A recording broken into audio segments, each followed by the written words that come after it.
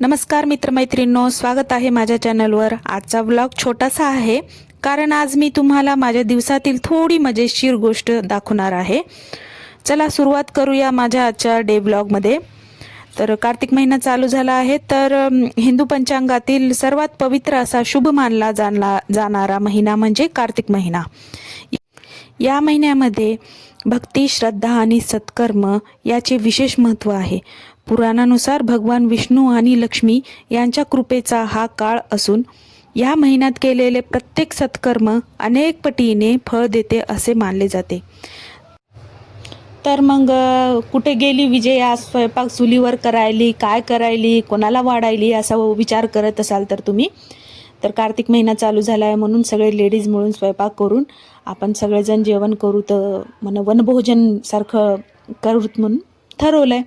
त्यामुळं आम्ही सगळेजण स्वयंपाक केलं चुलीवर। सगळे लेडीज एक एक काम केल्यामुळं लवकर स्वयंपाक झाला आणि चुलीवर म्हणल्यावर उशीर होते असं वाटत असेल, पण तसं काहीच झालं नाही। लवकर उलटा चुलीवर लवकर जाळ लावलं, सगळं झालं, स्वयंपाक सगळं झालं, आम्ही लवकर जेवण केला। आणि पहिल्यांदा आवळाचं झाड आहे तिथं बाजूला आमच्या, म्हणजे ते आम्ही जिथे स्वयंपाक करायला तिथं आवळाचं झाड बघूनच स्वयंपाक केला। तिथं आवळाच्या झाडाच्या खाली बसून स्वयंपाक करूत आणि आवळाच्या झाडाला प्रसाद म्हणून देवाला तिथेच ठेवूत म्हणून। तर मग सगळं प्लेट लावून घेतलं, भात केलंय, भाजी केली, वरण केलंय, सांबार केलंय आणि वांग्याचं भरीत केलंय, तुम्ही बघत आहात। तर चटणी केली, सगळं केलंय देवाला नैवेद्य ठेवण्यासाठी म्हणून, नैवेद्य ठेवा म्हणून सगळ्यात आधी पहिलं प्लेट लावून घेतला। सकाळचं ते झाल्यावर मग संध्याकाळी मंदिरला जायचं होतं। आज बिल्वार्चना होतं मंदिरात। महादेवाची अर्चना कशा पद्धतीने केले ते तुम्हाला दाखवते ह्या व्हिडिओमध्ये। तर मी शॉर्ट व्हिडिओ टाकले आहेत, जर तुम्हाला बघायचं असलं तर शॉर्ट व्हिडिओ बघा तुम्ही। शॉर्टमध्ये दाखवलं आहे महादेवाला कसा अभिषेक केला आणि अर्चना। रोजच्या आयुष्यातल्या मजेदार गोष्टी, छोटे छोटे आनंद आणि खूप साऱ्या आठवणी तुमच्यासोबत शेअर करावं असं मला वाटते। त्यामुळे तुम्हाला हे व्हिडिओ बघून मला वाटतं आनंद झाला असेल।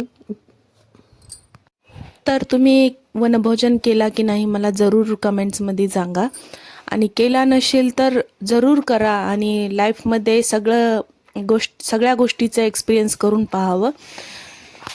त्यानंतर मी मंदिरात गेले, महादेवाच्या मंदिरात संध्याकाळी गेले। त्यामुळं मला ह्या मंदिरात कितीदा पण जाऊ दे, या महादेवाला बघत राहावं असंच वाटतं। आणि कार्तिक महिना चालू झाला आहे त्याच्यामुळे संध्याकाळी आणि सकाळी दोनदा अभिषेक होत आहे। तर इथं आकाश दिवा म्हणून लावतात संध्याकाळ झाल्यावर ध्वजस्तंभांना। तर तुम्ही बघत आहात, तर आकाश दिवा चढवला आहे, रोज चढवतात, पूर्ण एक महिना दिवा लावून त्याला आकाश दिवा असं म्हणतात। तर मी रोज संध्याकाळी गेल्यावर तिथं आकाश दिवा कंटिन्यूमध्ये लावतात एक महिना पूर्ण। तर मी नंतर दिवा लावले, कार्तिक दिवा, म्हणजे घरातून सगळं तेलवाती सगळं घेऊन गेले आणि तिथंच 2 दिवे लावून मग प्रदक्षिणा टाकून मग घरी आले।